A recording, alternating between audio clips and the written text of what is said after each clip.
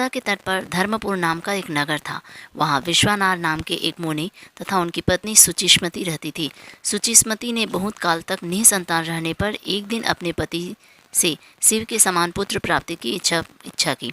अपनी पत्नी की अभिलाषा पूरी करने के लिए मुनि विश्वनाथ काशी आ गए।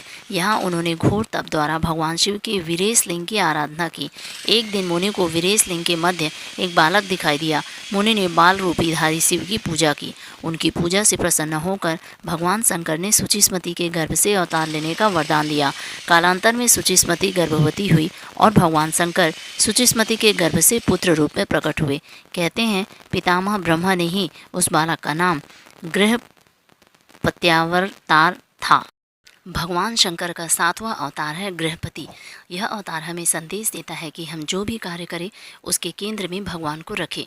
अर्थात यदि हम सिर्फ भोजन प्राप्ति के लिए भी कोई कार्य कर रहे हैं तो भी उसका माध्यम पवित्र तथा धर्मानुसार ही होना चाहिए। इस कार्य में किसी का भी अहित नहीं होना चाहिए, तभी हमारा कार्य सफल होगा। पुराणों के अनुसार हमारे शरीर में स्थित जठराग्नि भूख ही भगवान शंकर का गृहपति अवतार है।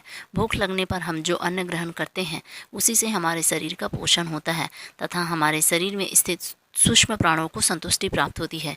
यही इस अवतार का मूल संदेश है कि हम जठराग्नि को शांत करने के लिए जो भी कार्य करें वह धर्म के अनुसार हो। सुचिस्मती पुत्र के रूप में अवतरण। नर्मदा